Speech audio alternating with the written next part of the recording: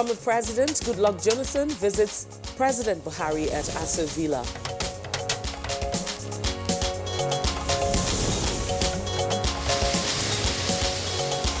House of Representatives passes for second reading 2020 appropriation bill.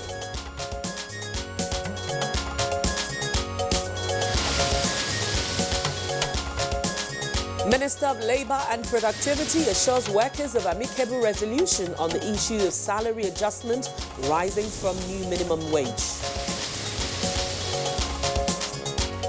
Movement up doesn't mean you do a percentage of the former minimum wage to the present minimum wage, which is 67%. Cholesterol is not good for the heart because it will not make the heart to pump very well. Eating good food, giving yourself rest. If you smoke, stop smoking. And on Good Morning Nigeria today, we shall focus on sustaining a healthy heart.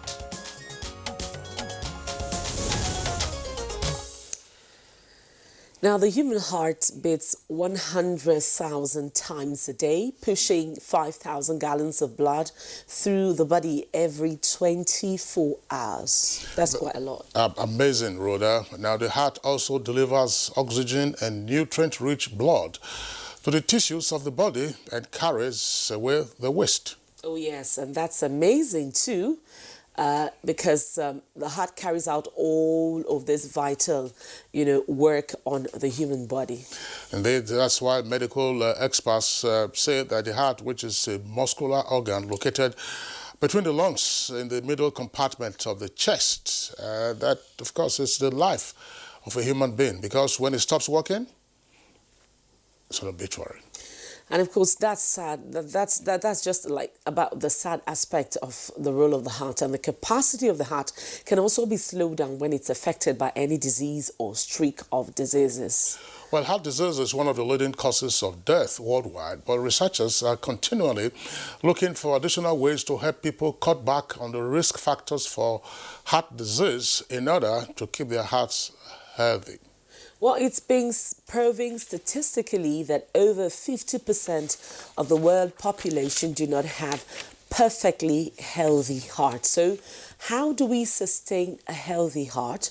What are the things we do that put the heart at risk? And how can we prevent heart diseases so that we don't become sudden victims of, sudden death traceable to heart failure?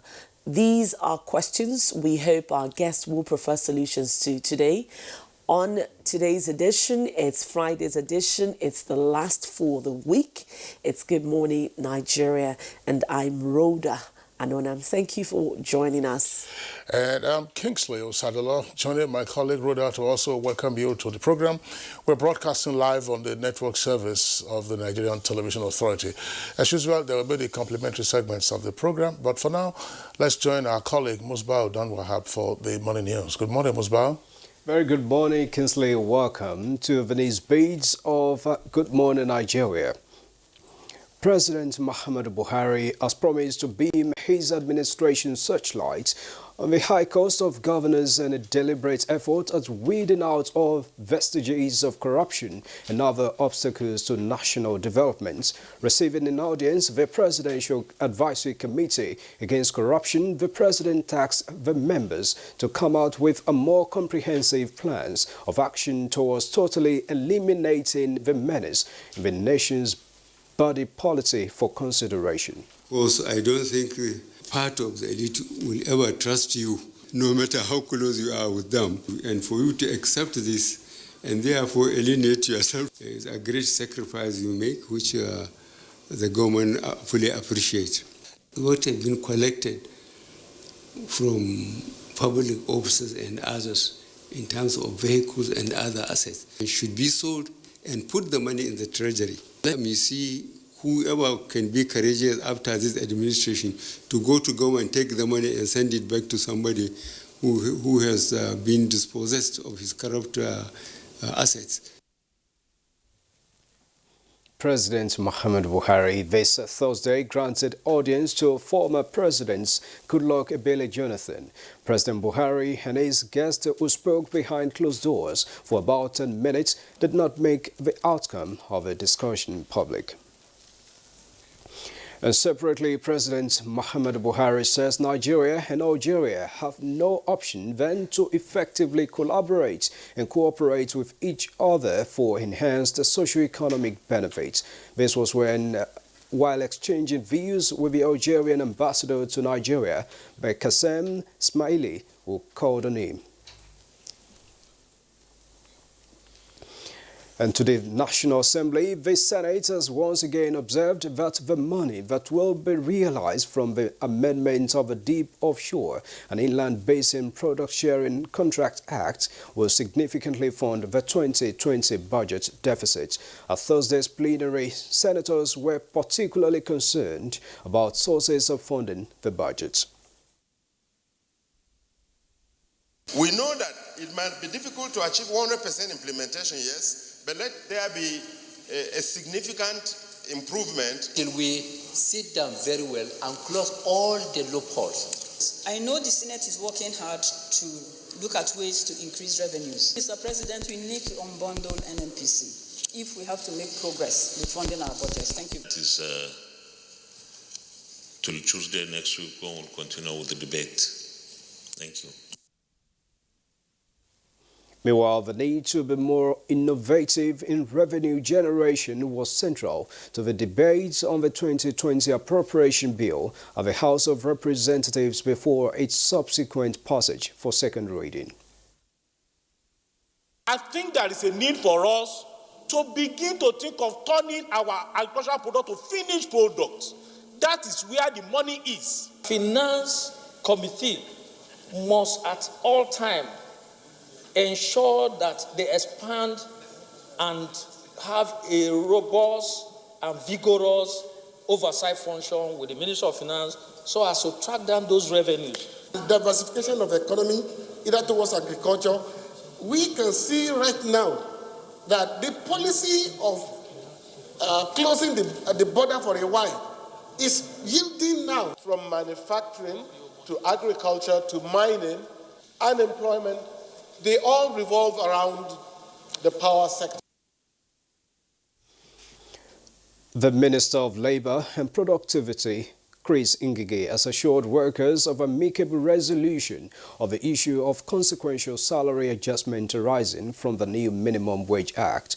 He was speaking when members of the Nigeria Employers Consultative Association paid him a visit in his office. Movement up doesn't mean you do a percentage of the former minimum wage to the present minimum wage, which is 67%. So we have agreed on that, but the issue is that they have mistakenly banded the two things together. I just hope this matter is resolved and it doesn't get into an industrial action on October 16th.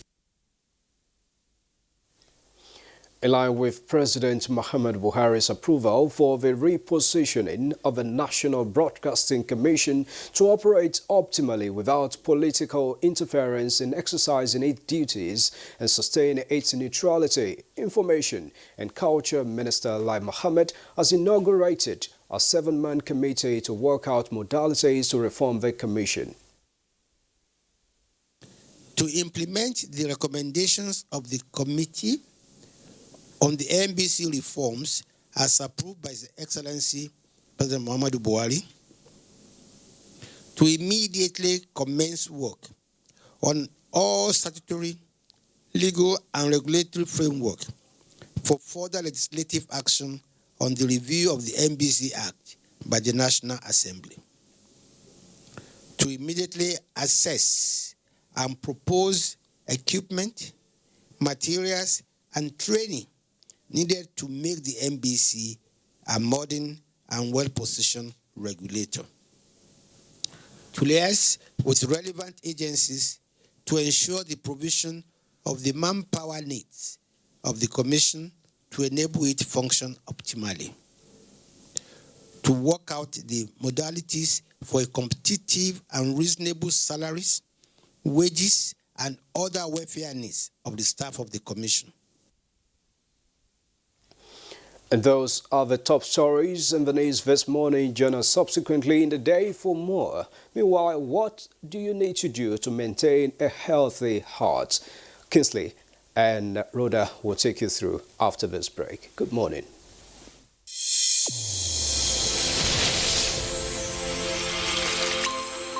The new edition of TV Guide is out, exclusively taking a look at the traditional television and new media. Are they comparable or complementary? Media industry players give perspective on the trends, progress, challenges, and the way forward. Find out on this compelling edition of TV Guide. Expository interviews with stars of the team within our space. Becky Madojemo of NTA, Utibe Umore of AIT, Nifemi Oguntai of TVC, and a host of others. TV Guide, your indispensable companion, also feature Iya Medina. I'm the CEO, managing director of Iya Medina Sister Restaurant. I choose to serve. Shut up your mouth. Let me finish. A TV drama series on NTA. Let's get to meet the characters behind Iya Medina. This edition also presents exciting features on tourism, culture, entertainment, sports, health, and lots more. Grab a copy at the vendors near you or any NTA station nationwide. TV Guide, your indispensable companion.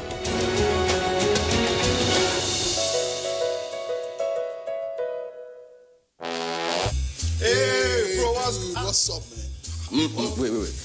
Wait. Sure, son, I won't device a carry.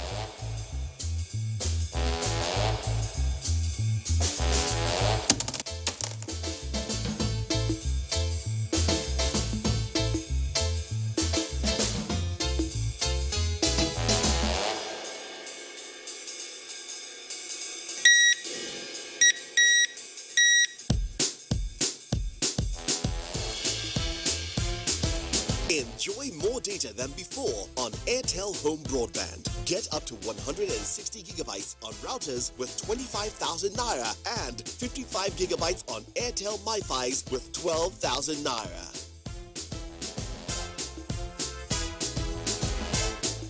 More data, more you.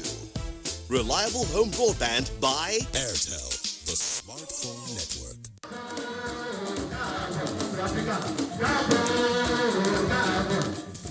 Their ancestors were taken away as slaves.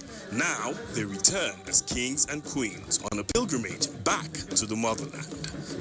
The third door of return ceremony, Diaspora Festival, Badagry, Lagos, Nigeria, takes place in Badagry from the 15th to the 20th of October 2019.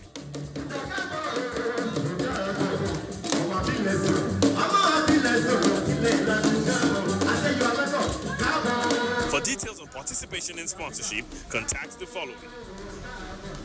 Website adore.ng. The African Door of Return Experience. Don't miss it. Brought to you by the African Door of Return Experience Initiative in collaboration with the Nigerians in Diaspora Commission and the African Renaissance Foundation. Chief host, the Lagos State Government. Choose Dano Milk for your family because 100% of our milk is sourced from our farms. This means that we control the entire production process from grass to glass, taking great care in every step to ensure the milk that gets to you is of high quality.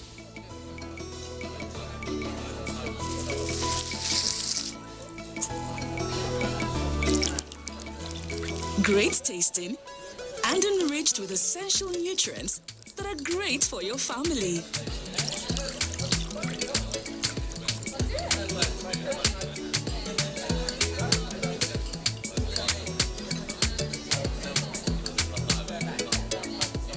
So build your strength every day with the goodness of Dano Milk. Available in Dano Cool Cow, Dano Full Cream, Dano Slim, and Dano Flavored Milk. What we are really cultivating here is a better future for all Nigerian women, and it's not always easy. Panadol Extra relieves headache, backache, joint pain, toothache, and menstrual pain. The pain is worth it. You're welcome back. You're still watching Good Morning Nigeria. Now let's talk business as the Corporate Affairs Commission delisted 40,000 dormant registered companies for non-performance. Abdul Karim Zulm has details of this and other stories in the financial sector.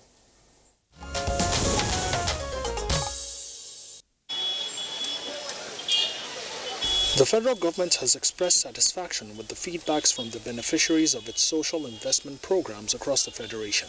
This followed the report that beneficiaries from more than 17 states are revolving the loans they've taken and saved more than 520 million naira in cooperatives within a very short period. However, the government has expressed dismay over reports of some beneficiaries being shortchanged in the local government areas and has set up a mechanism to check such acts.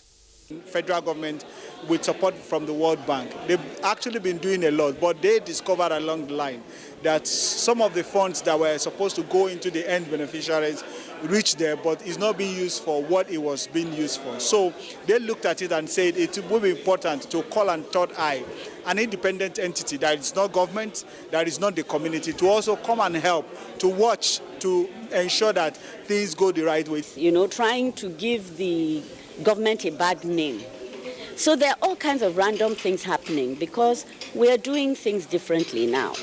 And it's like swimming against the tide, but I know with the support of the media and the people in the field, we'll be able to overcome these challenges. In another development, the Corporate Affairs Commission has delisted more than 40,000 names of registered companies that have been dormant for more than 2 years from the nation's registration records. The Acting Registrar General of CAC, Ladi Azuka Azinge, disclosed this while briefing newsmen in Abuja.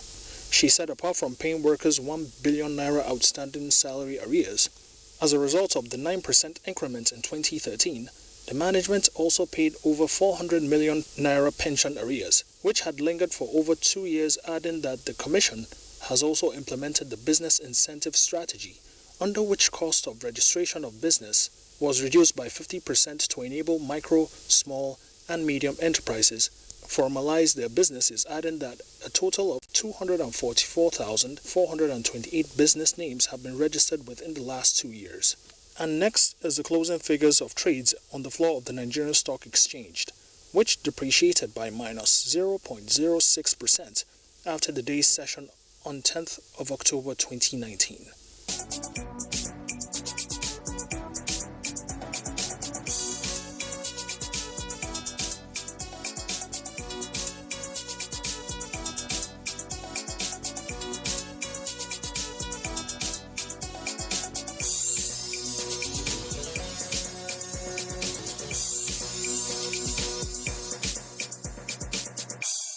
With business news, Abdul Karim Zurmi.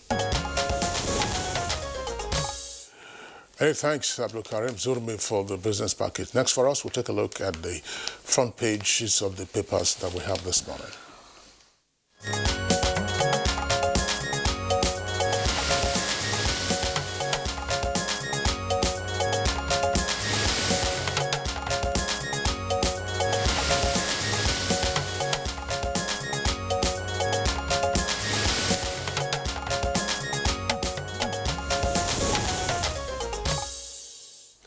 Baya Toby is in the studio this morning to give more insight into our review. Baya, good morning. Good morning, Rhoda.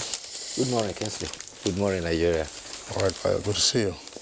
All right, very quickly, let's begin with the Nigerian pilot. On the Nigerian pilot, you will see there just below the nameplates, Buhari Jonathan meets behind closed doors. That's on page 8. Buhari Jonathan meets behind closed doors.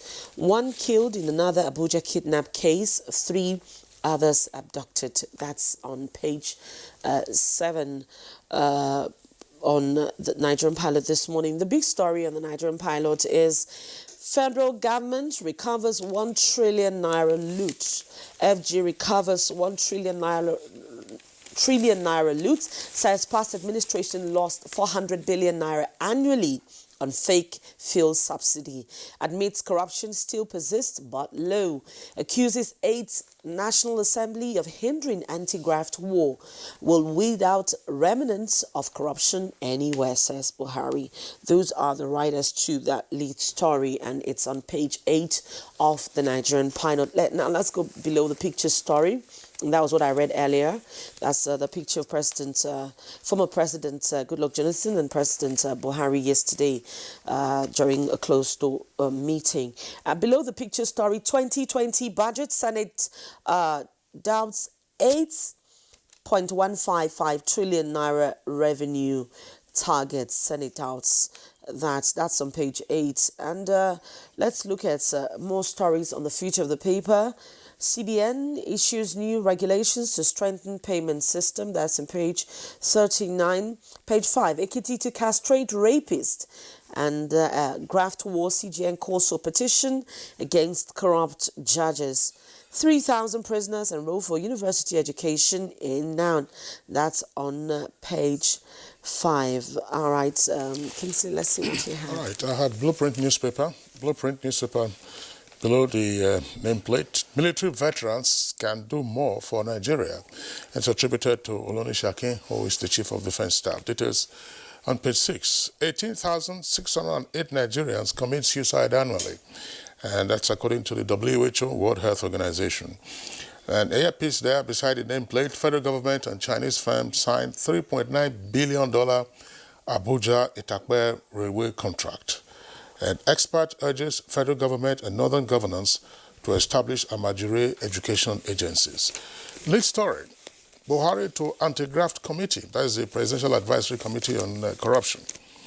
I'll beam searchlight on governance costs. With the rider, we have achieved so much in corruption fight. That's according to Sage, who is the chairman of the Presidential Advisory Committee. And then below the photograph, Bayelsa and Kogi pose.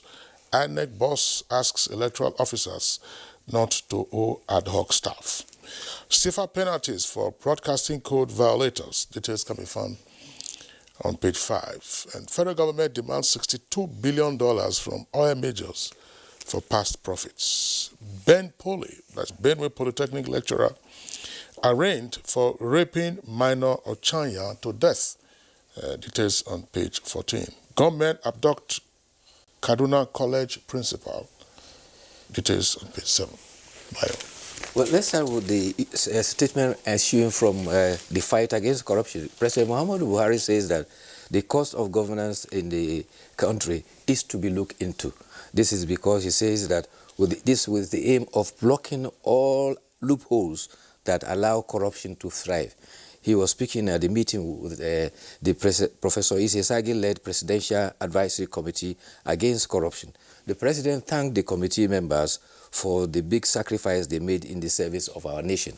The President, who on 1st October pledged that to fight corruption to a standstill, declared the situation where stolen public assets are returned to the thieves will not happen. Seized assets will be sold and monies deposited in the National Treasury. He added, let's see who will now take back from the Treasury.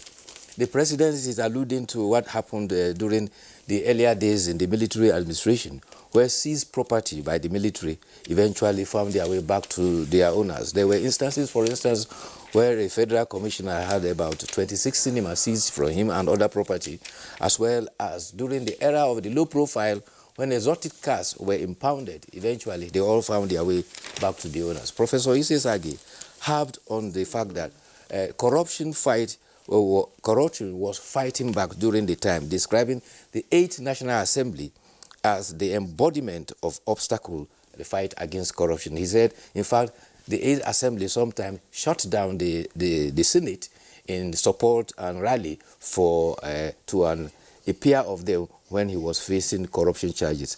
The mandate of the commission was promotion against corruption reform agenda, as well as advising for the prosecution of war against corruption. He revealed that the initiative of that presidential commission turned in 1 trillion naira by way of recovery. Here, Professor Ise Sagi, however, cited virtual shutdown of the Senate as regards his attitude to it. Professor Age also said that there is need to establish a judicial system for criminal cases, while at the same time setting up a judicial commission to aid the anti-corruption war. The anti-corruption war has several perspectives to it. Why the Vice President described as, why are you catching our own thief and leaving your own thief? Apparently, nobody was against the fact that there was corruption and there was a need to fight it. At the Senate, there was the popular balance that when it comes to the National Assembly, they use insecticides for corruption. And when it comes to members of the executive, they use perfume. But the fact remained that all of them agreed there was corruption. There was also another fallacy, that when people cross over from one party to the other, their corruption charges are completely overlooked. But the fallacy is this: 2 governors that have been charged and jailed for corruption were formerly in the People's Democratic Party. They crossed over to the All Progressive Congress, and still their trial went on, some spanning over 10 years, and today they have been jailed. So the war against corruption is not party-bound. It should be a challenge, a national challenge that all of us must rally around, because it is dissipating away our resources, especially those who are happing them and stocking them away abroad.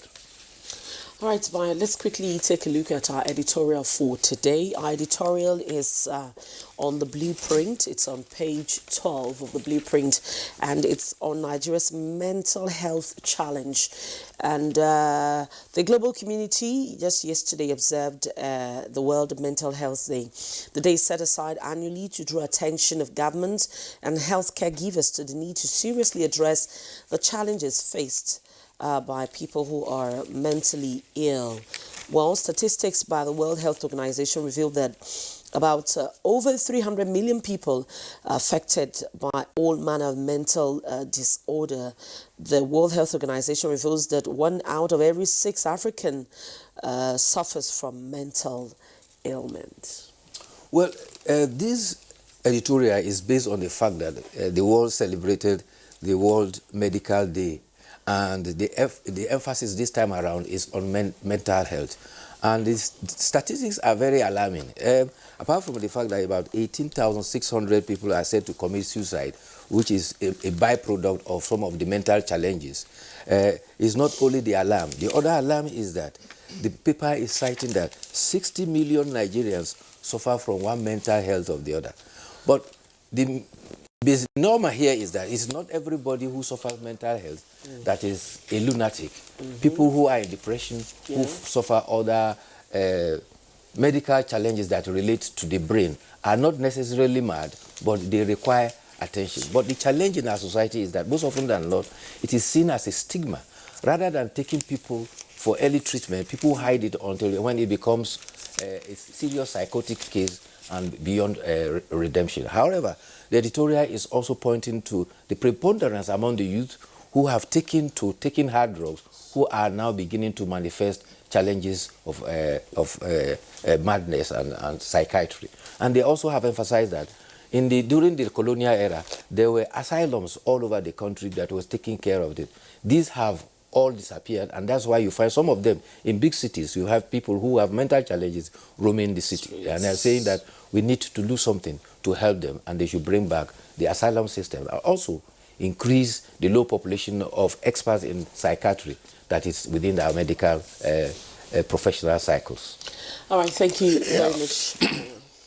Yeah, Bayo, well, thanks. This story, we didn't have enough time to discuss it. The Benue Polytechnic lecturer and his son, who repeatedly raped a teenager, Ochanya, to death. And that incident occurred a year ago. Yes. And he's only now just been arraigned. And you have to ask yourself, what is it that has delayed the arraignment of the lecturer? 12 months later?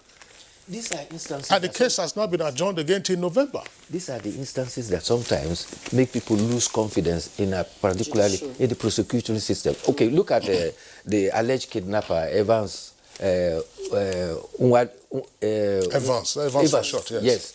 It's almost 1.5 years now, and he still is waiting for his day in court. And the last time the Inspector General of Police briefed the nation, persons who have been arrested for kidnapping are over 1,100.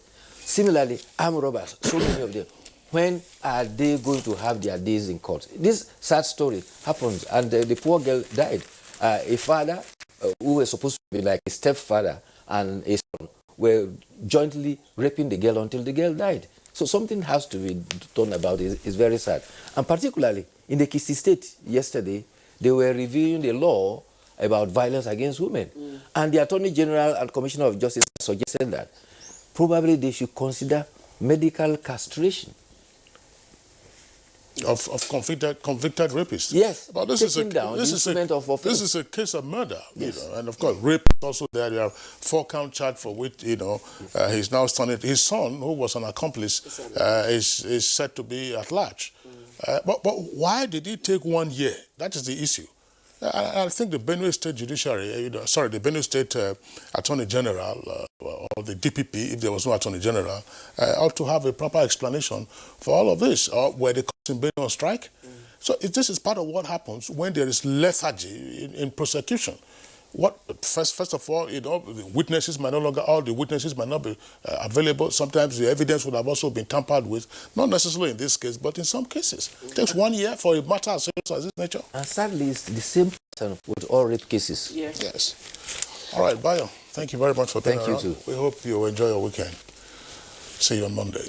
Okay, it's Good Morning Nigeria, live on the network service of the NTA. We'll take a short break now. When we return, we'll get ahead with our topic for discussion.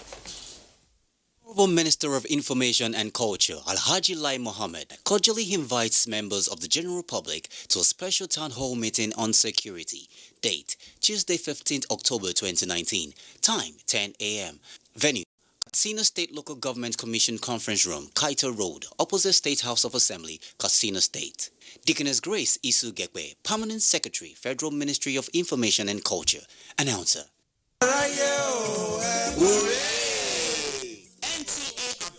Is 40. Come, let's celebrate 40 years of impressive TV broadcasting of the grassroots. On Thursday, 17th October 2019, there'll be a lecture titled Lens and Sound, Television, a tool for social reorientation and good governance.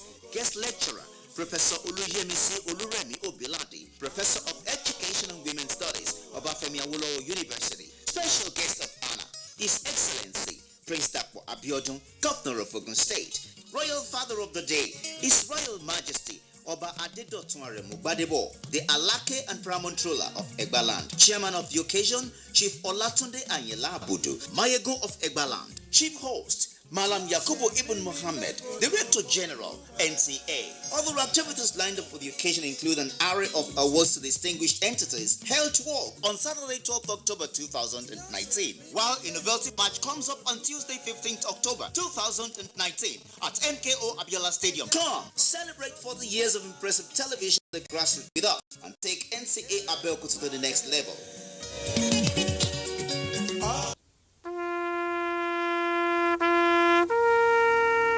They are there at the crack of dawn. They are there busy preparing while we rise for our day. They are there silently, guarding, waiting, listening, and watching. They are there ready in the sky above and the waters below, in the blistering heat of the day, in the dead of night, willing, indefatigable, determined in the defense of the sovereignty of our country. They are our first line of defense and our last. They who have paid the ultimate price in defending us. They are fathers and uncles. They are mothers and sisters and girlfriends and boyfriends. They are brothers and cousins and best friends and neighbors. They are classmates, colleagues, and citizens of this nation. They are our defenders and deserve our respect, our prayers, our thoughts. Nigeria, please support our armed forces.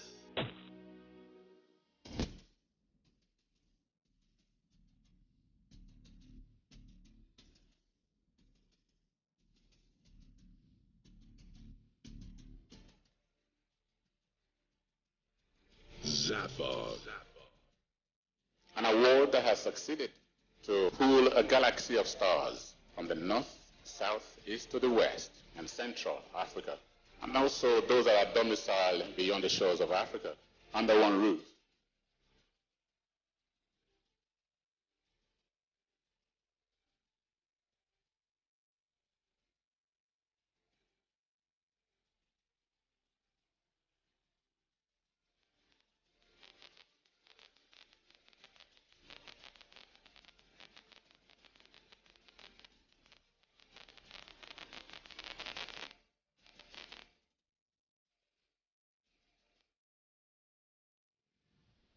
Film editing and television production techniques are wonders of the tube that you get with continuous training and retraining. NTA Television College Jos therefore invites film editors and producers in public and private television stations to a special 4-week intensive course on film editing and basic television production. Date 14th October to 8th November 2019. Course fee 100,000 naira per participant. Accommodation inclusive. Venue NTA TV College, Rayfield, Jos. Take advantage of the course to upgrade your professional skills in film editing and television production. For inquiries, please call 0803-314-4383 or 0806-980-9807. NTA TV College, Jos. Training you to be the best you want to be.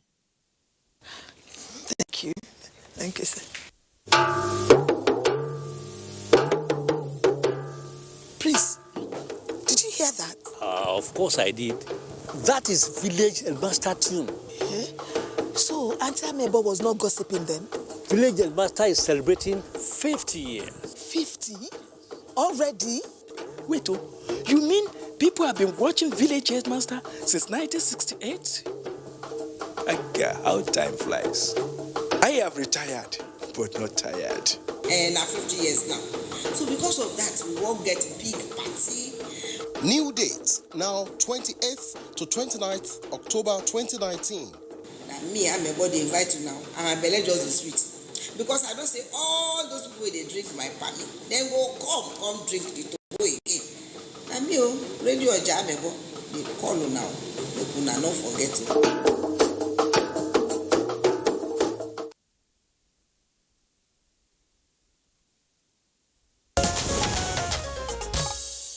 All right, you're welcome back, and it's Good Morning Nigeria live on the network service of the Nigerian Television Authority. How do you maintain a healthy heart?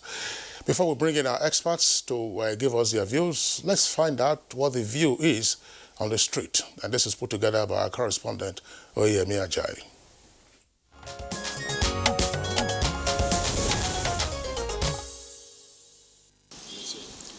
Well, I think I feel the heart is maybe the life of the body. Most important thing to do for your heart is constant exercise. It doesn't have to be that you are going to the gym every time. Sometimes maybe you are going to work, instead of taking an elevator, sometimes you just use the stairs. Just take some strolls in the evening. The cholesterol is not good for the heart because it will not make the heart to pump very well. Eating good food, giving yourself rest. If you smoke, stop smoking. If you don't used to have enough rest, you do have because of high blood pressure. That's all. You know, serve God, love God and love human beings. Do you understand?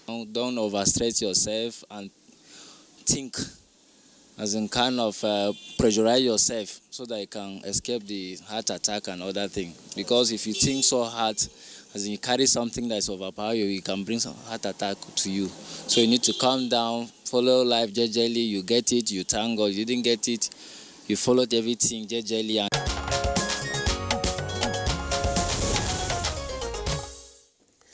All right, Oyemi Ajayi, thank you very much for that vox pop there. People on the streets just telling us what they know or how they care for their heart. But we have doctors in the studio this morning who will be shedding more light on that and, of course, telling us what we need to know and what to do. I'd like to introduce Dr. Gabia Morotala. He's a consultant cardiologist with Health Services Management Board, FCT. Good morning and welcome to Good Morning Nigeria. Good morning. It's my pleasure. We also have in the studio with us pharmacist Zainab. Okay, so we're expecting pharmacist Zainab. Hopefully she'll join us in the course of this conversation. But we'll have with us Dr. Florence Mary Uchendu. She is a public health nutritionist, the nutritional epidemiologist, Department of Public Health, Faculty of Health Science, National Open University. Dr.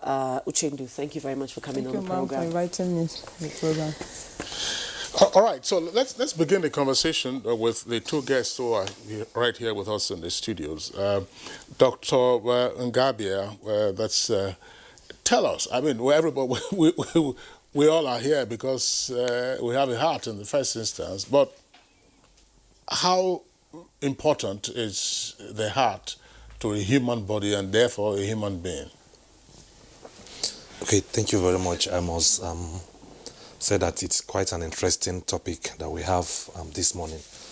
The heart, of course, literally to the layman, you know, he looks at the heart as where the soul belongs, even though there is those argument here or there. Some people, where is the mind actually? Is it in the brain or this? But in short, the heart remains the most important vital organ for the survival and existence of a human being.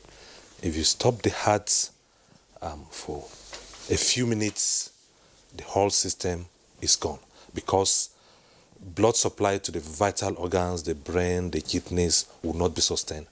And so the whole, that's the main source of nourishment for the entire body. So it remains the most important organ in the body. How does it serve this important function? Well, basically the heart is a muscular organ that is located in the chest. What part of the chest? It's located centrally in the chest, between the two lungs. That's why if you look at it, God is so wonderful. Seems to be, maybe apart from the skull, it seems to be the most protected part of the body. And that is why most at times too, people that are involved in the police, the soldiers, you see them wearing protective equipment. That's the wisdom behind that. It's located centrally. Touch your own. Let's see. It's located centrally, a little bit. Yeah, because some people do like this. Hey, my heart and their... Yes, it's located in between the two lungs, a little bit to the left. Okay. A little bit shifted, a little bit tilted to the left. But actually, behind this central bone, the breastbone, or what is called sternum, medically, and a little bit shifted to the left, protected by the ribs, and then covered both sides with the two lungs. We have only one heart. So now it's from the heart that major vessels, blood vessels, just like the wirings or the piping system of a water, this is from the central reservoir, pipes are laid down around all the parts of the body, down to the legs, down to the brain, which we call arteries. So starting from the biggest arteries, going down to the smaller vessels, and making sure that all parts of the body are reached. So inherently, by nature, the heart continues to beat an average of 60 to 100 times every minute. Okay? It can be, as age comes in, the number of times is beat per minute reduced, but the average is 70, 80 per minute. It continuously. So, like I told you earlier on, once it stops for a few seconds, for a few minutes, without that function being taken over, all the organs of the body will shut down.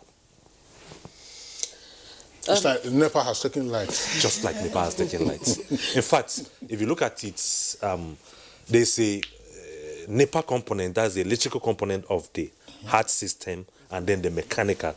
It is the electrical component that starts first, then converting to the contraction, the movement that pumps blood to all the various parts of the body. So it's quite obvious now that, once your heart stops, life is over. What could put your heart at risk? So many things. We are talking about, in other words, we are asking about conditions that we call risk factors. You're asking for risk factors for cardiac disease, risk factors that can cause heart attack, risk factors that can cause heart failure, and thereby leading to the heart failing or stopping to beat. Now, sorry, I don't know. I'd just like to interject, Rhoda. Before we get into the factors that may affect the functionality of the heart, perhaps, let's have some other explanation. You say the heart beats continuously. Are are there moments when the heart, we're talking about, let's just use the analogy that we all know. They say when you are sleeping, your heart is beating. Does it beat the same rate at which, when you are awake or when you are asleep? Are there moments when the heart of its own slows down to do self-repair or self-maintenance? Definitely. Tell us those circumstances. Definitely. The rate at which the heart beats while asleep or when resting and relaxing is a little bit different from when one is active and when one is resting. For example, it beats faster with activity and beats less. As a matter of fact, sometimes the heart can stop on its own, momentarily, but not more than 3 seconds. So it's expected. Sometimes that is why sometimes when you monitor the heartbeat over 24 hours, because there are devices that can monitor the heartbeat, you discover that sometimes it ceases to beat for over a few seconds, 2-3 seconds, not more than that. If it's more than 3 seconds, it's a problem. So why will it stop beating? What makes it stop beating? Like I told you earlier on, it's like current flowing. The current is the major impulse. There are some certain part generator. The heart has its own generator. It has its own inherent. Is it as noisy as the ones that? No, it doesn't make noise. Definitely, it doesn't make noise. This is soundproof. That is why you don't even get to know that your heart is beating. Okay. When one gets aware, unnecessarily aware of his heartbeat, that is safe. It's a problem. It's a problem. Okay, so that's what you're saying now is, if I become so conscious that I know that my heart is beating, yes, something is wrong. Yes, if I can definitely. feel, sometimes that means when you're palpitating too much, when you can feel. No, if you are stressed or you suddenly see, like we are seeing in the studio now, you see an antelope appears here. Yeah. Naturally, rat, not antelope, rat. Naturally, you have the tendency of being aware. The heartbeat increases. It's a normal preparation for you to defend yourself. Okay. But under normal circumstances, whereby there is no crisis, there is no any event, and then you sit down and you can hear and you can feel your heart beat abnormally, then that is safe. It's suggesting of an underlying cardiac problem. Yeah, but this one you were talking about, again, for us to, for everybody to understand precisely what you are getting at, in terms of the generators in the heart or the electrical system and all of that, the heart of a child and the heart of an adult, not that now of an elderly person, before we get to the elderly, what are the differences or what are the similarities? Well, basically, there is not too much differences. Okay. At birth, once the heart is formed properly, without any inherent bad defects, okay, it remains basically dissenting in terms of the function. The size may be a bit, maybe smaller, but in terms of all the function, there's not much difference, except that, like I told you earlier on, the rate of beating may be faster in the child as compared to an adult. With age, it reduces. Okay, so does the heart age? Definitely. The heart age. As you get older, your heart is not as... Does it in any way affect how it functions as you age? Let's say, okay, I'm getting older, so as a result, maybe my heart is... aging. Certainly. Okay. Certainly. There are certain changes that occurs. There is narrowing of some of the structures within the heart on their own with age. There is narrowing of the blood vessels with age. That's the diameter, that's the pipes that move away from the heart. There's a narrowing. The beating rate of the heart reduces. If you meet a 70-year-old whose heart is beating at about 50 times per minute, you will not be so worried as compared to if you see a 30-something-year-old who is not an athlete, because athletes too, because of their training, their frequency of heartbeat also reduces. So those are naturally there are changes that occurs. Just looking at the physiology of the human being and recognizing that the heart is muscular. At birth, you can see the weight of a child. So the heart, of course, grows as a person grows. Definitely. And then probably with age, you know, a person who advances in years, does the size of the heart shrink? Or is there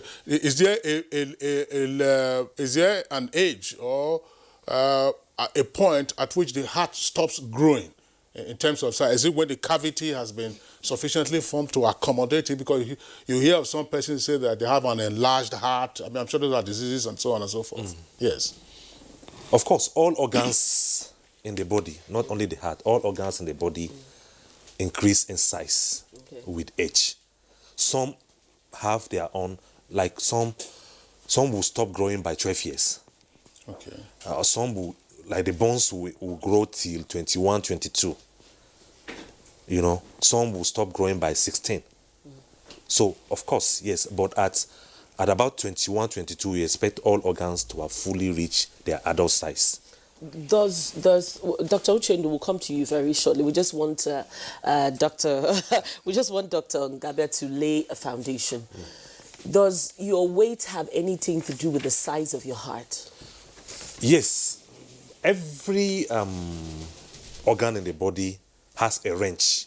Okay. There's a range, you know, for each of these organs. Same thing for the heart. Okay. Before you can conclude that the heart of somebody is enlarged, you have to take into consideration the height and the weight of that person. Okay. For example, if you are expecting the heart to weigh about 120 to, let's say, 180 grams. So by the time you adjust for the height and the weight, there is an average. Usually, before you can conclude, there is an average. Okay. No matter the size of a person, if it is more than 220 or 200 grams, of course, you know that definitely is enlarged. All right, Dr. Uchendu, let's get your thoughts on the heart, and then also tell us, you know, what could actually put the heart at risk from the nutritional angle. Thank you very much. Like the doctor said, the heart, the major problem with the heart is the narrowing of the coronary arteries, which the first one can be reversible. Okay. The second one, when it becomes a permanent obstruction, some part of the heart damages, and that one is irreversible, and it leads to heart failure. And at a point, too, if the heart cannot pump the exact volume of blood sufficiently, it leads to cardiac arrest. And there are risk factors that are associated with maintenance of the heart and the destruction of the heart. If you are not having healthy diet and healthy lifestyle, it affects your heart.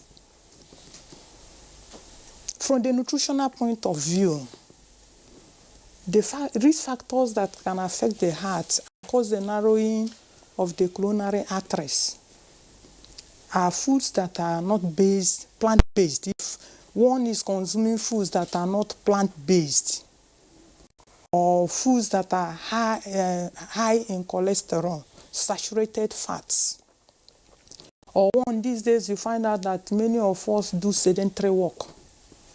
Most of us sit down. You from your house, you enter a car to your office. You get into your office, you sit down all through the day. Sedentary work.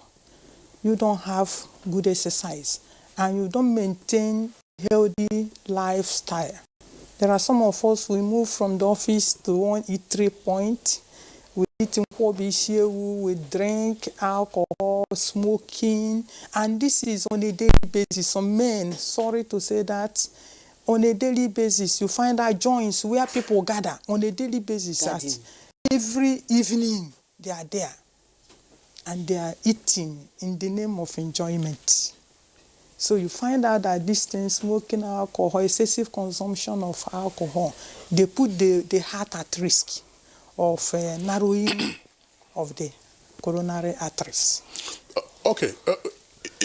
I mean, it is obvious that the heart, like every other organ of the human body, needs food. Yes. That's precisely what you're trying to. Yeah. So, what kind of food does the heart need to function optimally and then efficiently? Yes, like I have said, plant-based foods, fruits and vegetables, fresh fruits and vegetables. For example, bananas. The simple banana that is everywhere is high in potassium and very good for the heart. The walnut, we know, invigorates the heart, supplies the right energy for the heart. Even the common okra that is in season now. You have cashew nut, you have grapes, grape wine. You have them. They are all very good for the heart. You avoid too much fried food. They cause the narrowing of the heart. Sorry, all those ones that you have listed now, somebody cannot take that one breakfast, lunch, and dinner. So what happens to amala? You've already talked about isiewu, nkwobi, and all that. But let's just talk about what we know as our regular menu. I mean, there is tuwo shinkafa, there is fura de nono, there is eba. I'm sure you know that akbu, that is 6 to 6, you know, or packet shirt, you know, all those amala, you know, and begiri. So what happens? Well, you know that nation in Nigeria, we are blessed with good foods. It's just that we left our local foods and we are running to Western food, ready-made food. Okay. Those foods, there are portions, what we call balanced diet, adequate diet, that you combine all of them. You combine them. And it depends on the time you are eating them. For example, you don't come back late in the night and you say, please give me eba. That eba will not digest. It will not digest when you eat it late. And that's why it is recommended that you eat it in the afternoon as lunch, so that before you go to bed, it has digested. So there's nothing wrong with our diets. They are good, but it is when you eat it and how you eat it. If you can be able to, for example, you want to cook rice and you are bringing in beans, and you are cooking rice and beans, and when you are eating it, maybe you pick some carrots, some vegetables, you have already made it a balanced diet. You are eating at a portion, but you have been able to balance it because you are putting in so many things, and probably when you finish, you take apple or you take something, a fruit. You know, you have balanced, giving your heart a good diet without even knowing it. The amala, do you know that the wedu is very medicinal? Very, very good for the body. So you are taking amala and the wedu in the afternoon. It's very good. But you know that most homes, you know, in Nigeria, swallow or is almost like a constant meal for dinner. Most homes in Nigeria, especially at night, evenings, you know, having to swallow something is like part of us. Yes. What Nigerians now call swallow. You have to swallow any food anyway, but there's something you call swallow. The one that you have, you know. In some homes, it's pounded yam. It's staple. It's constant. It's dinner. So are you saying there's just it's just not right, or it's not good for the heart? No, I am not saying. What I am saying is that if you cannot afford it, you come back to your house and the only thing you can afford is pounded yam. That's what is available. If you can afford to eat it, not late, at least if you can afford to eat around 7, 7:30, it is okay. If you now come back, for example, around 11, there's no other thing to eat. Well, reduce the portion. Take fruits and vegetables. That means you must be a person that will be having very good exercise in order to burn it. You know your nature of your work. Because it is even that late eating in the night that gives some people pot belly. Plus the garden sitting that you were talking about. The one that roasted fish. So you must know the limitations you have in your home and know how to balance it. If you eat late, that means you reduce the portion. put in fruits and vegetables, even when you have eaten that your pounded yam in the night because you couldn't help it. Then make sure that in the morning you jog, you trek. Any little opportunity you have, do exercise. You are sitting down in your office, after 30 minutes, stand up and walk around, intentionally. Yeah, I was also wondering, you know, we will probably have the opportunity of analyzing our foods, as it were, in Nigeria. I'm sure you recall, there's years past, there were controversies as to whether cassava was healthy for the person or otherwise. But let's just look at the basic elements, whether it is eba, or it is amala, or pounded yam, or tuwo shinkafa. Some persons will tell you, you mentioned gbegiri is good, okra is good, but some experts have also said that, look, egusi has a lot of oil, a lot of cholesterol, and therefore might not be healthy. What's your view about that? Yeah, what we are discussing here now is for what we have discussed so far is for a healthy person. But if you are diabetic, you're obese, then you begin to be cautious of some of these foods. If some of them could be hereditary. In your family, you have this high blood pressure, problem issues. People in your family have suffered, your mother, your father, or your sister, or your brother. That means there is a likelihood that if you don't take care, you might have high blood pressure. If you have high blood pressure, you are diabetic, you're obese. Then, therefore, you limit the carbohydrates you eat, the pounded yam, the gari, the fufu, rice, yam, because those ones are the carbohydrates. And many of them have what we call high glycemic index. So that the moment you eat it, it spikes the blood pressure, the sugar in your blood pressure. So if you have it, you must limit those ones and include fruits and vegetables more, beans, all those legumes, beans, and avoid too much fried food. So it depends on the individual. There's nothing wrong with our diets, but it depends on your health status. Okay, all right. Now, we're still talking about, the heart. Growing up, of course, you are told to, you have a license to eat any and all of this, and after a while you plateau, and then you begin to watch what you eat. Yes. So for the normal healthy person, we're not talking about those who are either athletes or who do strenuous work, but you find, I'm asking this question with the greatest respect to some of this category of workers. You see some persons, who are either construction workers or otherwise, when those who do real hard manual, when you see them, when they settle, at the construction site, I mean, it's amazing what they can download. I'm sure you read Chino Achebe, Things Fall Apart, that pounded down that was so, by the time they finished bringing it down. That's on a daily basis. And yet the guys look strong. How do you explain that? Yes, because by the time they finish it, they need energy to do that work. And the physical standard says that if you are doing vigorous work, at least for you to be healthy, you need to do at least 150 minutes minor activities, or at least 75 minutes vigorous activities. And you find out that the activities they do is even more than 75 vigorous activities. If you don't have that energy, they burn it fast. Okay. They burn what they eat. They will eat it to have the energy. By the time they do that work, they have burnt it. But if you are a director in the office, your driver drives you to the office. No exercise, nothing. You come into your office, you have everything going, you have juice, you have this, you have that, and you go and eat the same thing. It's a problem. Okay. All right. Dr. Gabriel, let's get your thoughts now on... There's this thing like, you see somebody now, and maybe in a few hours or the next day you hear that, oh, we lost this person. And you're like, what happened? They said it's cardiac arrest. Really, what's cardiac arrest? Is it something that is progressive or something that just happens and that's it? Okay.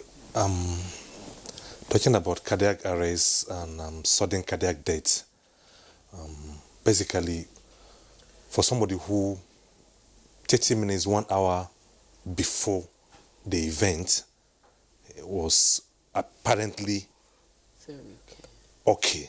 I use the word apparently. He looks okay. He may be aware, he may not be aware, and then suddenly collapse and dies. That's what we call cardiac arrest or sudden cardiac death. However, a large percentage of such events have an underlying cardiac condition. Okay. Some know, some don't even know. So it means that the baseline is that we have to be conscious and we have to go for checkup all the times. It's actually becoming a serious problem. It's almost becoming an epidemic, like you rightly mentioned. Sudden cardiac arrest, heart attack is becoming an epidemic. Initially, in this part of the world, we are thinking that ours is more of infectious disease, malaria, HIV, typhoid.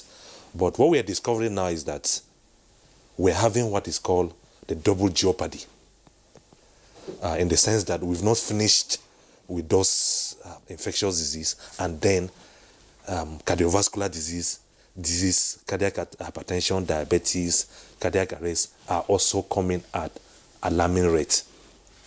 So, most important thing is awareness, checkup, especially for those that have family history.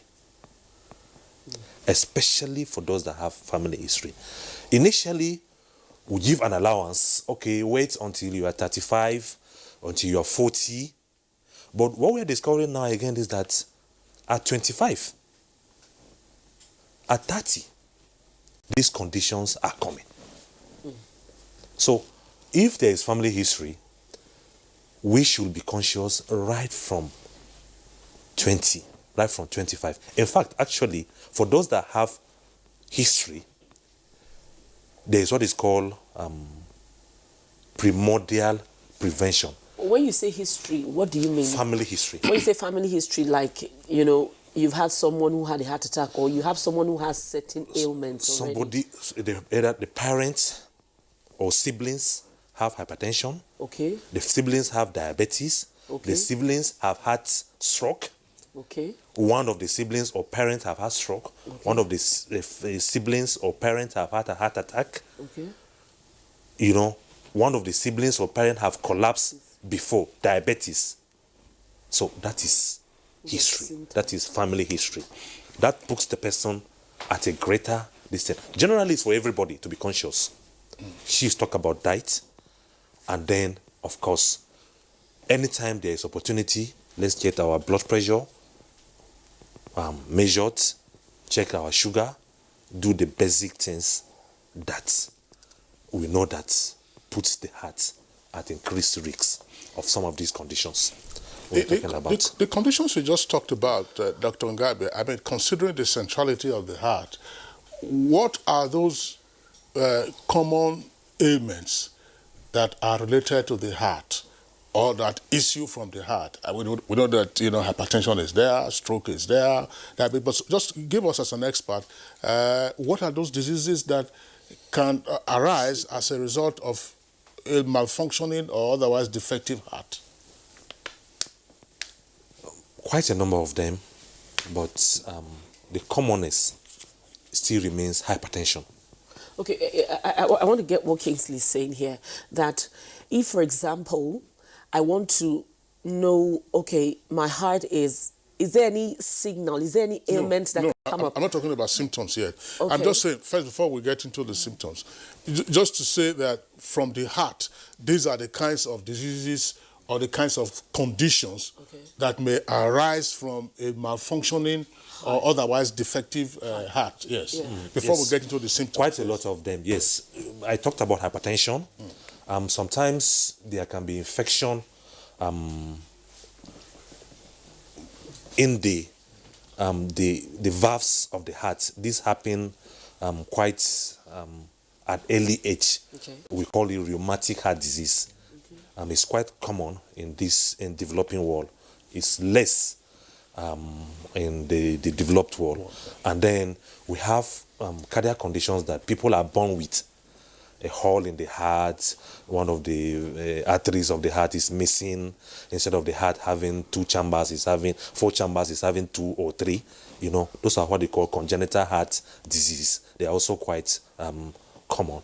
Then, of course, we have what we call coronary artery disease, whereby there is narrowing, because your heart also has its own blood supply.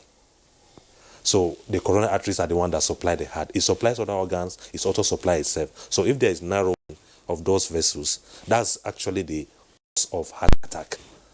When there is significant narrowing, the blood supply that goes to the heart is reduced. And so a certain portion of the heart dies. I'll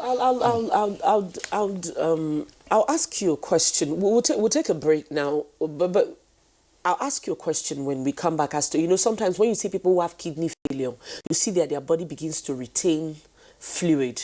So, but if anything is wrong with your heart, is there anything you could know physically that you would see and say, okay, I think my heart is failing, or I'm having a heart issue? But that will be after this break.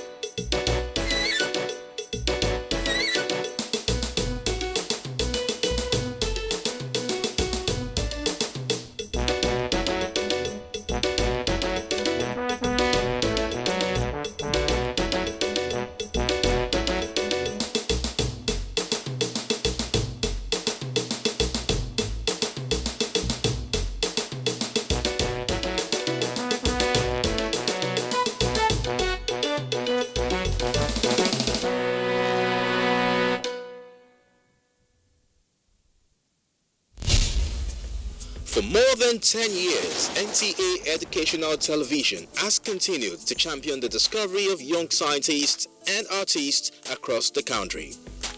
The 2019 National Children's Expo promises to bring to light the best of innovations and creativity in the science and arts categories. Theme: promoting unity and innovations in youths as agents of change through science and arts. Venue: NTA Headquarters Arena, Area 11, Garki, Abuja. Date: Sunday, October 20th to Thursday, October 24th, 2019. For more information, please call the following numbers. This event is proudly supported by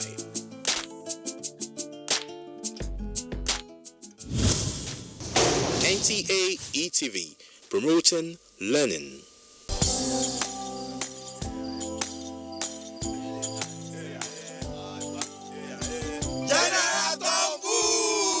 Hold it! Me, I don't comot my hand from oil bunkering. General, what you gonna yarn? What did the yarn serve? I don't understand though. Because they spoil our water and our environment. And they cause our people serious harm. Militants is there. You know good. Me, I not do again Sam. Because why? Change begins with me.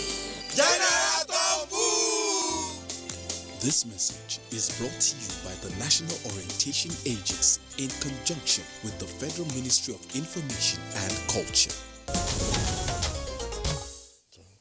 All right, you're welcome back, and you're still watching Good Morning Nigeria. We're looking at maintaining a healthy heart, and we have doctors in the house already who are already speaking to that. Just to remind our viewers that you can be a part of this conversation. If you have questions we already have questions coming in anyway, but if you have questions for our guest, you can send it via Twitter handle at NTAGMN. Earlier on, we indicated that we would have a guest to join us in the course of this conversation, and that's pharmacist Zainab Sharif. She is the head of Department Traditional Complementary Alternative Medicine, Federal Ministry of Health.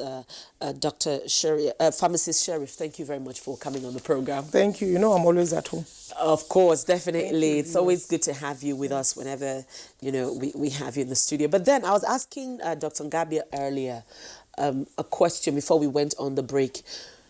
I said that when people, who have kidney failure, when they start feeling that way, their body retains fluid, For the heart, is there anything that are there any symptoms that as an average person I can see physically on my body and say probably, okay, maybe my heart is... Telltale signs. Yes. Are there telltale signs that I can see and say, okay, maybe my heart is... Sometimes when you are hot, the next thing you say, maybe I have malaria.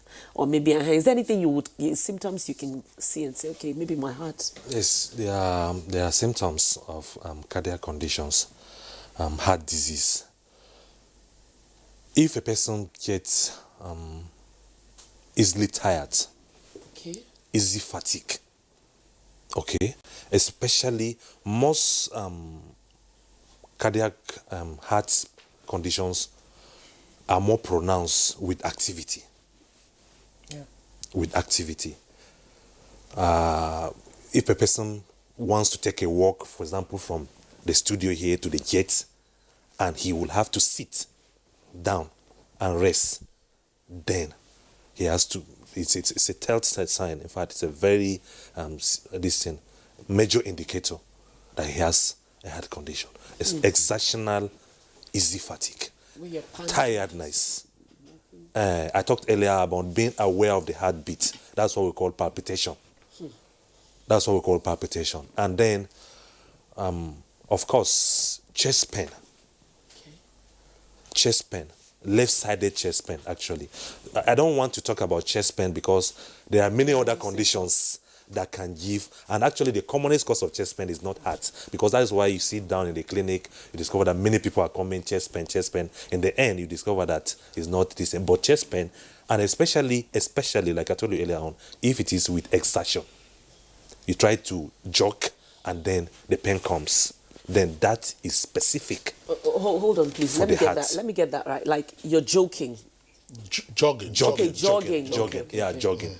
Jogging. I talked about jogging, or walking, and then the pain comes. That is actually specific. Okay. For the heart. What of later on? Okay. Let me quickly add. Yeah, please. That body swelling too. Body swelling, especially leg swelling. Especially leg swelling. 2 legs getting swelled up. The body swelling of the kidney affect the face, but the one of the heart affect the legs first.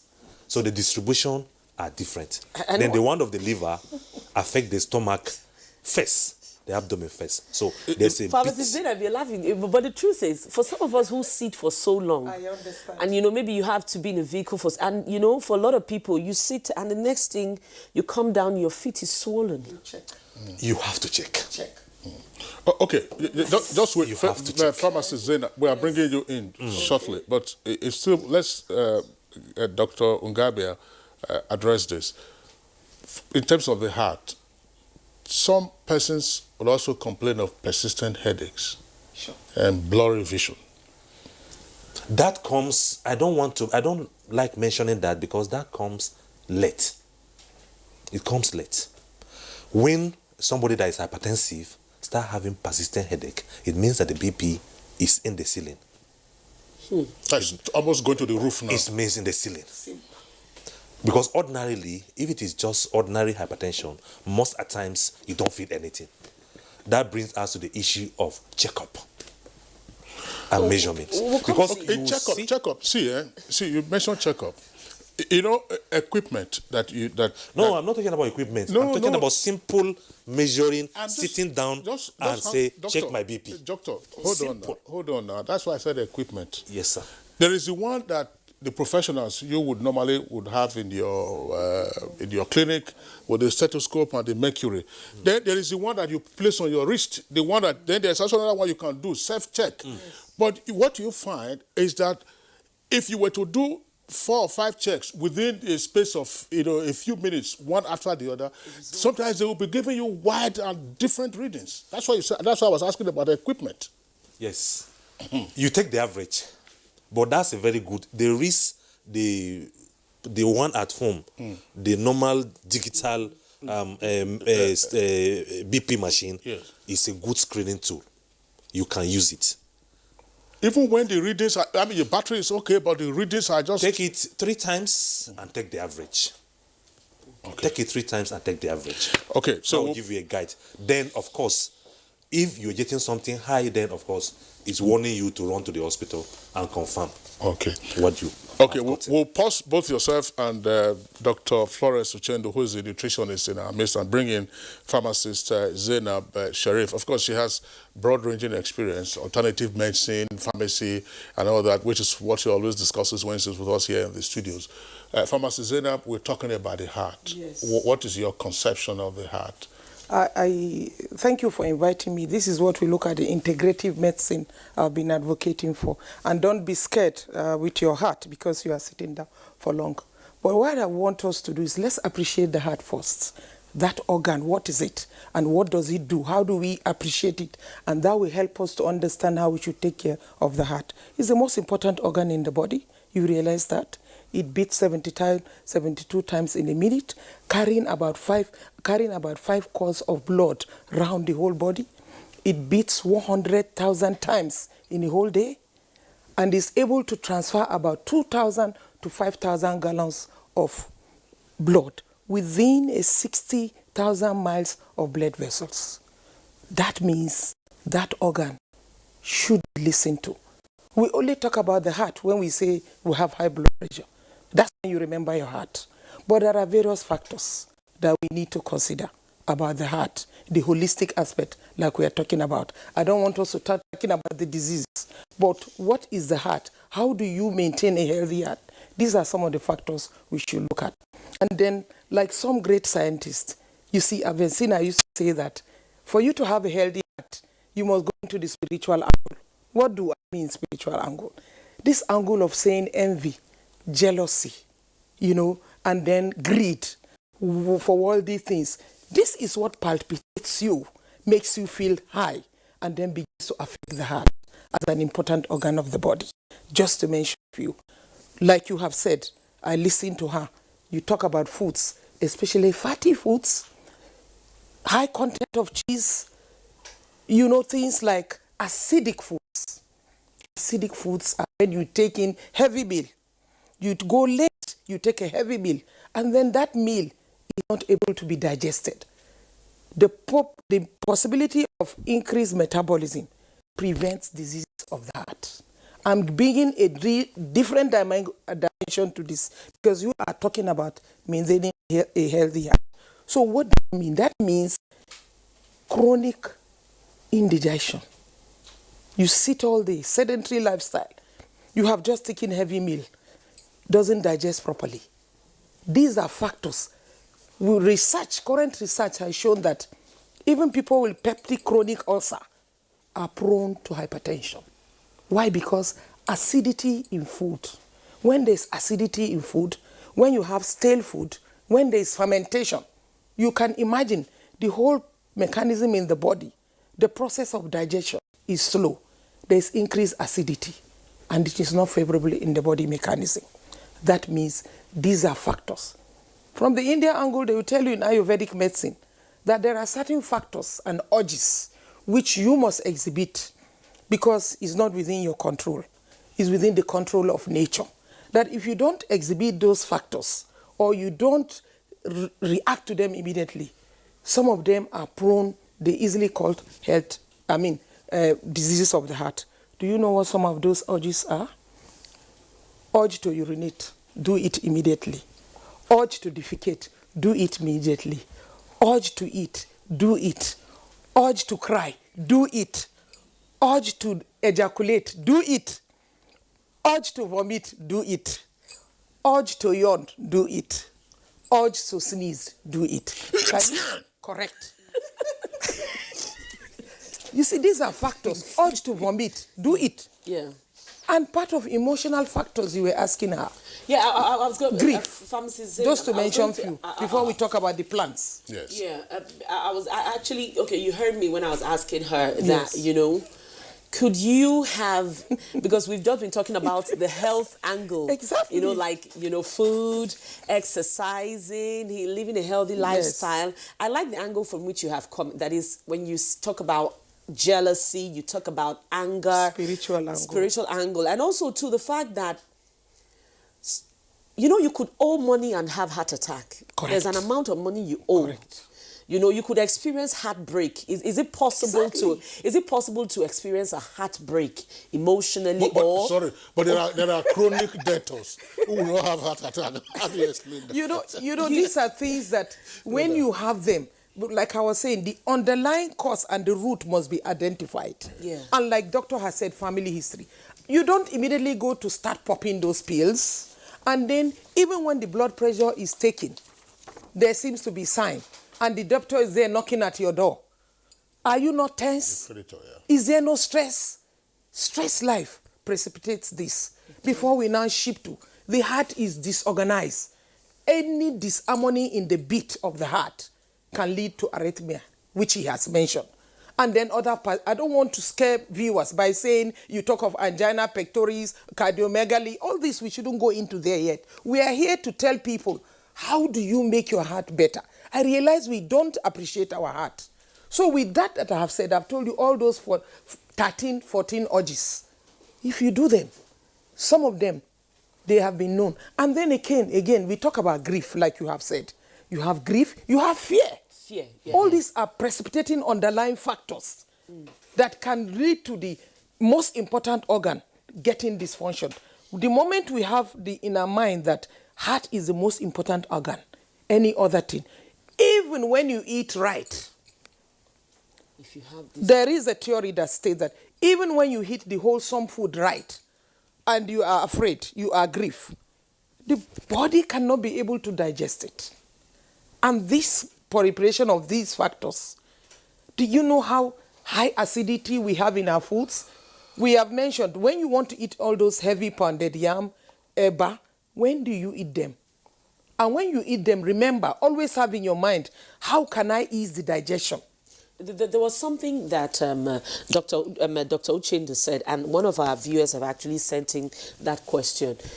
You know, you said when you eat, maybe you take a portion of rice and beans, then you add carrots, then maybe after everything, you just add a little, you know, like you add fruits to it. Yeah. But then they've said that there's this, is it a myth or it's true? That's what I want us to clarify, that you shouldn't eat fruits together with your meal, that it's poisonous. How true is that? There are so much superstitious beliefs. Okay. You are expected, in fact, you divide that plate 4 portions. Fruit here, protein here, carbohydrate here, vegetables. And you eat all of them. There are some interrelationship during digestion. It's a myth. No, well... Can I? Yeah, pharmacist. You know, she said about, it's good viewers understand. Yes. You know, some of us say, do we eat the fruit before the food? Absolutely. Yes. That's the point. Yes, eat the fruit before the food, depending on the kind of food. Especially for us as Africans, we have the ability to swallow. If you don't eat the fruit to warm up the digestive system, to stimulate it, to commence the process of the incoming product, digestion, you know what happens? If there is interaction between the fruit and the food, especially solid food, swallow, there seems to be slow digestion. Acidity is increased. So if I'm eating pounded yam now and I decide to take is increased, eat the fruit, eat the watermelon. Before the, so that is very important. Pharmacist Zainab, that point is noted. But I recall. Just hold on a second. Yes. Yeah, but I just want to, so that you can take this along, because we've had cause to also discuss issues around nutrition and fruits. And you know, as a chief nutritionist at the National Hospital, she's retired now. I recall it was a very interesting conversation on that occasion, and she did say that, look, eating your fruits before your meal depends on the individual condition. Yes. Suppose the person is diabetic. Yes. That if you take your fruits, now I want you to speak to this. I'm just posing it as a question that if you are diabetic and then you take your fruits before your meal, it could lead to a spike in your blood sugar level. Dr. Ochendu. Yes, that's what I said before, that it depends on your condition, your health condition, and what you eat. If you are diabetic, you become cautious of all foods that have sugar in them. It's not all foods you now eat, especially the ones that their glycemic index is very high. But if you're a normal person, you apportion your food. For example, you want to eat food. You pack, some of these foods have high fiber. Correct. There are some of them that when you finish eating, you can no longer eat them in meal. So it depends on individuals now. Just give examples so that for our viewers who may know, so that they know the For example, whole the egg is good in fiber. Whole wheat, even apple, high in fiber. Apple, high in fiber. Then you now sit down. You have maybe a plate of food, maybe beans or rice and beans, and you begin to fill your stomach with all those ones because you want to take them before. You might not be able to eat the other one. Okay. So the thing is, knowing the quantity, even if you want to take that food, just have a bite. But I will say, take that small food you want to eat and then take your fruit. That small portion. Yeah. And take your fruit. I've seen so many fruits, of those vegetables. issues about eating your fruit before your food on social media. So many write-up and all those things. Yes. I'm not very sure there's any scientific basis that insists that you must, because the whole essence of fruit mix of balancing vegetables is to delay the digestion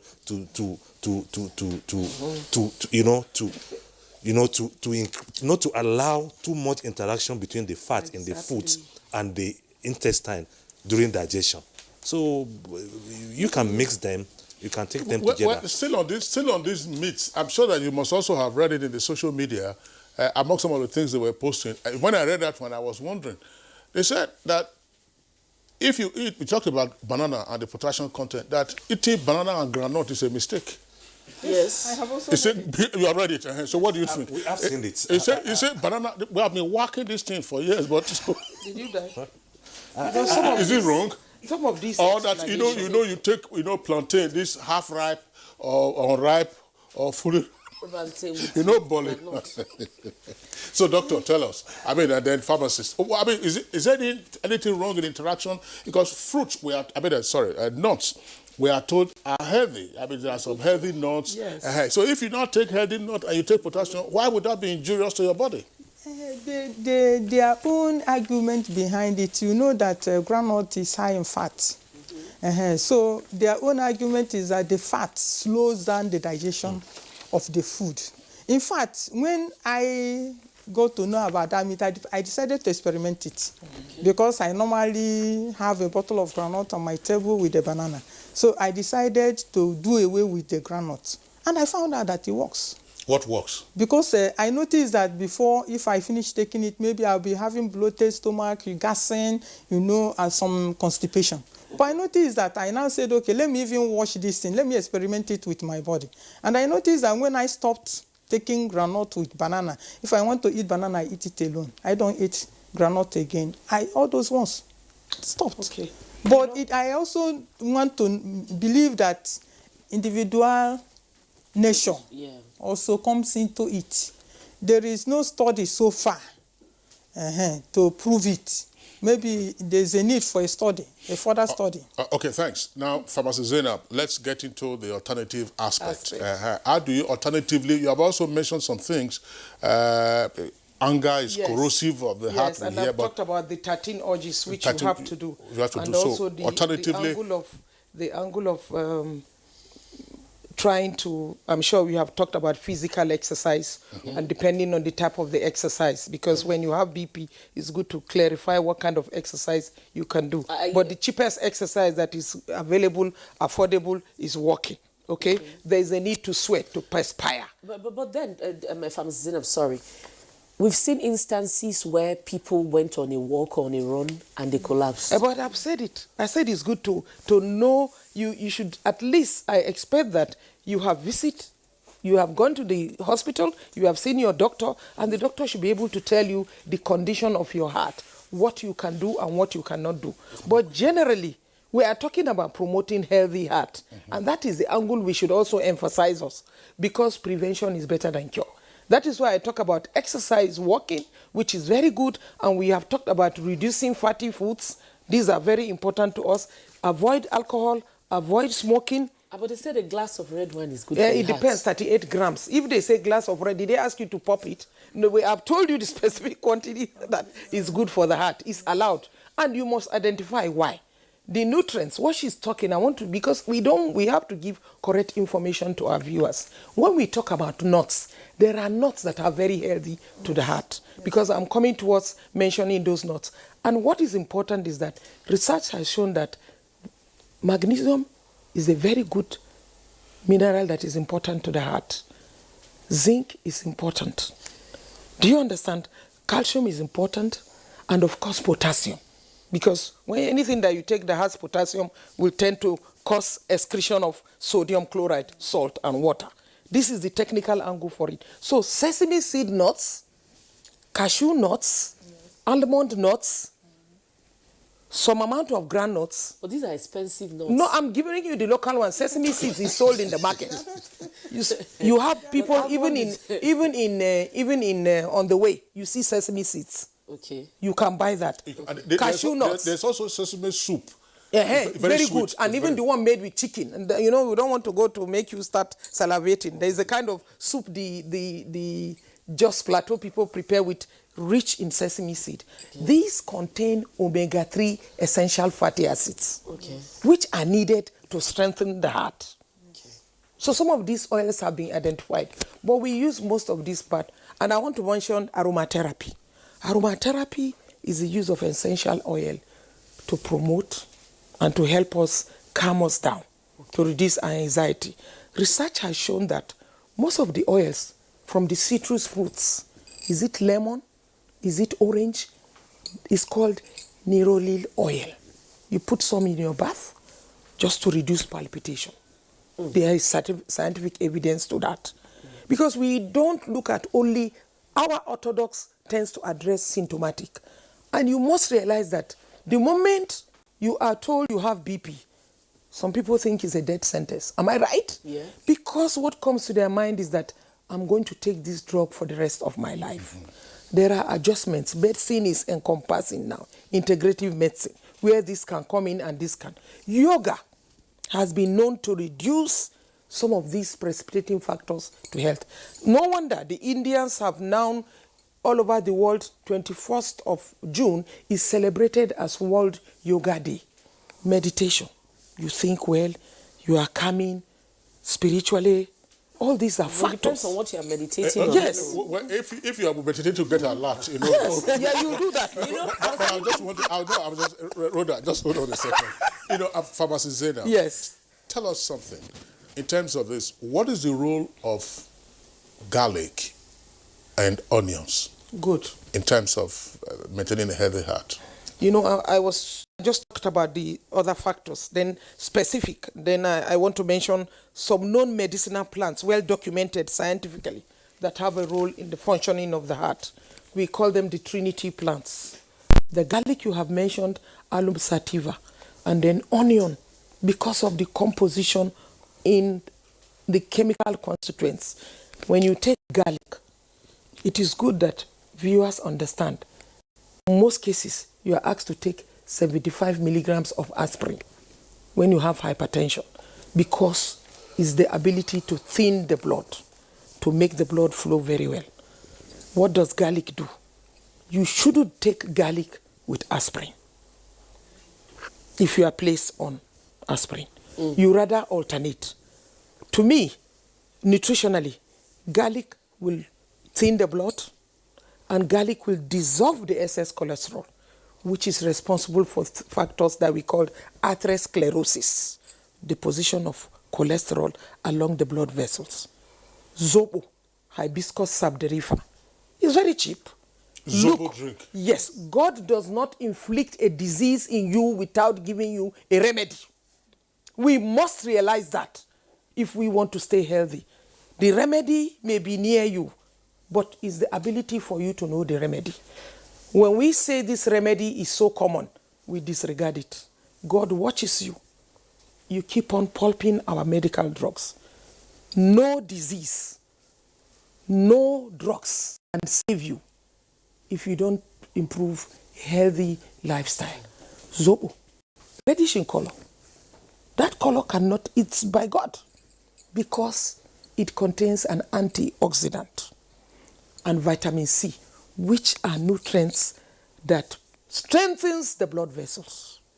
The ability of the heart to pump the blood, its muscular nature, the fat content, the blood vessels. When you take Zobo, it can help you to strengthen that. Sorry, onions. You didn't talk about onions. Yes, the very Trinity. quickly before we bring in Dr. Yes, alum cepa. All this because of their composition and technical evidence and scientific evidence. There are things like we have around us. We have mentioned the fruits and the vegetables. Turmeric. Research is going on. Science cannot say what you have said is wrong because it does not know it. There is dynamism in science, and we are keeping researching. I'd like you to come in here. Yes, please. One problem that we have, that I have, and many of us that care for cardiac patients have, is the nature of black is a bit different from the white and all those things. So the challenge we have is that when you are giving some of this information, assimilation, understanding it in blacks, that's what we're scared about, because these conditions most of the times are they are long-time conditions. Yes, you keep on telling somebody that he should be taking his tablet every day, it becomes a challenge. So once he hears an alternative, he easily jumps to it. Yeah. But the danger there is that by the time you pass some of this information and the person assimilates it, they had a very high tendency of abandoning his medications. Okay. He has a high tendency of abandoning medications. So, and most of the times, that's why there's complementarity. I think that's the point. Yes, some of these things, they have antioxidant properties. I want viewers to really get it clear. Yes, they have antioxidant properties. When you take some of these supplements as add-on to your medications without abandoning your medications, I don't have a problem with them. Another challenge again is that they are quite expensive. So if you are to put the two of them together, you take your medication, and if you have the capacity, you add. Let me ask this question: the supplements, Dr. Ngebe, I don't know whether you've received this from any of your patients, because when you have common conversations, you hear it. We're talking about bananas and how healthy bananas are. For some patients who are on antihypertensive medication, if they were to eat a banana or two now and take their antihypertensive medication, they will be having palpitation. Have you heard that report from your patients? Well, not that common. Banana has potassium, like we all agreed, and it's actually good.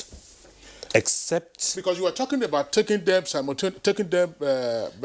jointly, jointly, rather than having one as an alternative to the other. That's what I'm asking. I don't mean at the same time or so. I mean, of course, it's been established that fruits are good for the heart. It must not be at the same time. But of course, it's one of the good. We're going to have to speed this up now. How do you explain this? My colleague Rhoda was asking this question. Sometimes you find otherwise apparently healthy persons suffering cardiac arrest. Footballers have been known to collapse and die on the pitch. Persons who are apparently also healthy have been jogging and they have also passed away in the course of that. How do you explain that?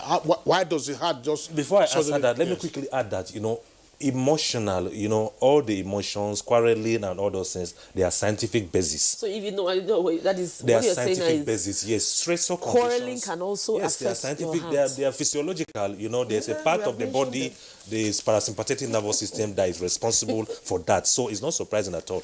Engaging in hot argument with a loved one, for example, and developing a stroke It's physiological. There are hormones in the body that are such into the blood, and they are responsible for that. That is established. They are established. You understand? Yeah. Apparently healthy people suffering heart attack, that is why where screening is done properly, some of these underlying medical conditions will be picked. If it's only when whereby there is no proper screening and the person engages in competitive athletics, that is when you see some of these things happening. Some of them have escaped. Like Kano Nwankwo, for example, right. It was he escaped. He was lucky he escaped. It was discovered. He had a good diagnosis. He had an early and a good diagnosis, and then he survived it. But most of the times, if a proper screening is done, quite a lot of these things will let be me picked ask up. Dr. Uchendu, is oil good for the heart? Yeah, there are some oils that are good for the heart. There are some that are bad. Oils that are saturated are bad. Oils that are unsaturated are very good.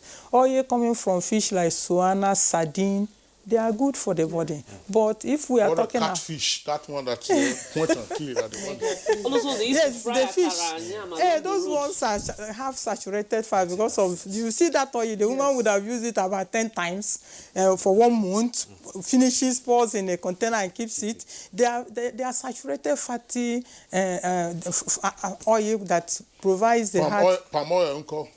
Palm oil, there are so many arguments about palm oil, whether it's good, whether it's not good. But palm oil has 50% of saturated fats and 50% of good fat. And it has been known to also enrich the body with vitamin A. And but you see, I don't know. You know banga. Yes, banga soup. And starch with periwinkle. You can burn it up. You see? Sorry, the angle we are coming, you see, I want to clear something. There is no one way to treating a disease. Orthodox cannot claim it is 100% correct. Medicine is encompassing.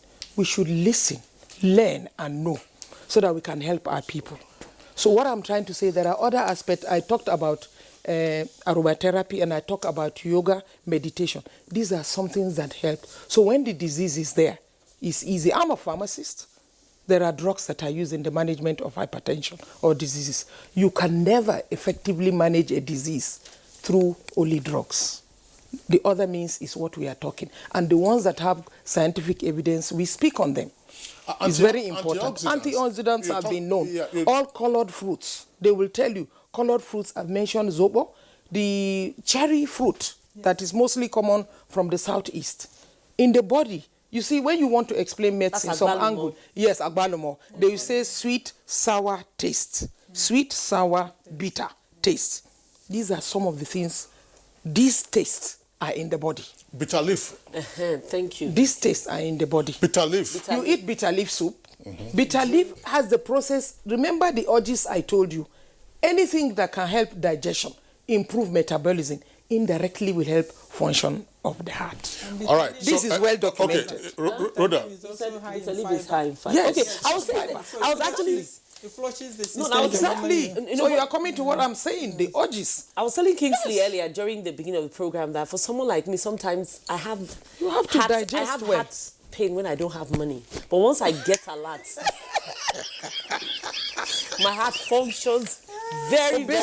All right, let's see if we can take our this is not an appeal to our viewers to say they are allowed to. I was just trying to explain what makes my heart function. You know, we said the heart is the size of your fist, isn't it? We said the heart is the size of your fist. So as you add weight, you should also look at the size of your feet. As we are talking fist, as we are looking, you are mentioning the size of your fist. Remember your heart. So when you are blowing, always remember the size. Then you can check up and notice that. So obesity is a precipitating factor. I mean, it's clear there's been a lot of medical advice and warning about weight gain and weight maintenance. Obesity. But I know that probably is exceptional, but how does one explain this? You find obese people living long. Sure. Some of them into their 80s. So what happens? When we say obesity, it depends on the context. We all cannot look slim, And we all cannot look fat. And the bone structure. And the bone structure, depending on your height because and your family history. Weight and height. What is important, what it is. You can determine yourself. When like doctor said earlier on, you feel lazy, you easily feel tired, you begin to know that these are calling factors for you to check. Is it possible for one's BP to be more than the normal range and be okay? Yes. Because high blood pressure is a silent killer. That's why it's a silent killer. Your blood pressure could be hitting 600, you don't even know. You are moving up and down normal. I don't get you. Yes. What do you mean by above the normal range? And there is normal range and there is borderline range. 130, that is okay. 120 over 80. Your BP to be high and you are is the normal range. Of course. Very, very. In fact, that's the commonest presentation of hypertension. Yes. You don't feel anything. Okay, you know what?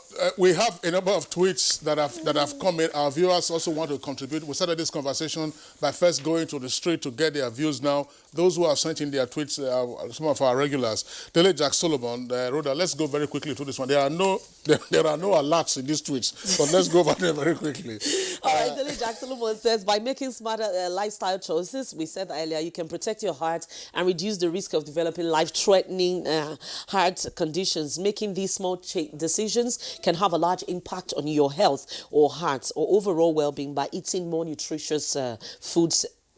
Okay, Utulo Sunday, regular exercises, minimal intake of alcohol, heavy weights, quit smoking, and stay away from secondhand smoke. Control of cholesterol and stress management can as well help sustain a healthy heart. Mike Anyaku says the heart is the engine room of humans. There is a need to have a sustainable, healthy heart as a subject matter. Medically, many illnesses have their root cause from a failing heart. People must always check their blood pressure on a regular basis. Festus Akimboye, wow, healthy diet, staying active and tackling stress will go a long way in tackling heart disease.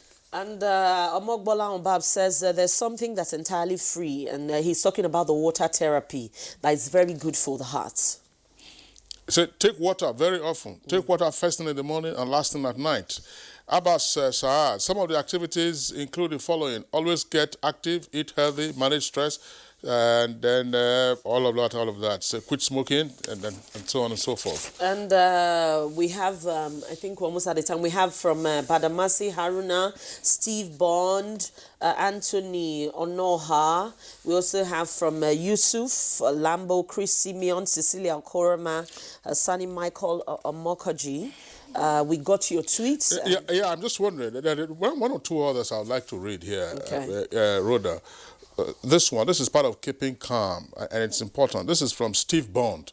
It says, only music and eating more fruits and salads can reduce heart disease. I implore viewers to listen to some Nigerian music today. Thank goodness. Salads, provided you don't have that the dressing. When you go to parties like that, they will say, salad. They know what they want to give it. They will, when they roll the dressing on it. But let me ask something very quickly, because we're talking about the heart and cholesterol, and we know that one of the things that drive the keto diet is a high fat. What do you say about that? Anything that has high fat, provided if the fat is saturated, is not good for the heart. We have mentioned, we have told you healthy things. Yes. Okay. That is in the food. And your salad. All right. Okay. So thank you very much. We know that this is a topic that we always have the opportunity of returning to at some point. We're talking about parties just now. You go around all kinds of things. And comedy, it's very good to the heart. Comedy. Because you should laugh. It makes you nice. Don't get over anxious. These are. Don't get over anxious about an alert that hasn't come. Alert that hasn't come. All right. So that note, we'd like to thank our three guests who've been with us, and indeed our viewers for staying up to watch Good Morning Nigeria. Together, of course, those who have sent in their tweets. Dr. Motola Ngabia, it's our appreciation to you for being around, consultant cardiologist.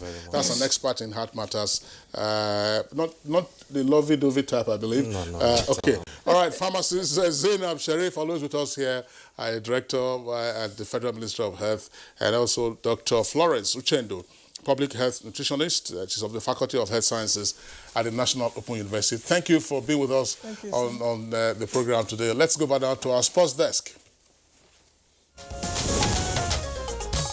Copa America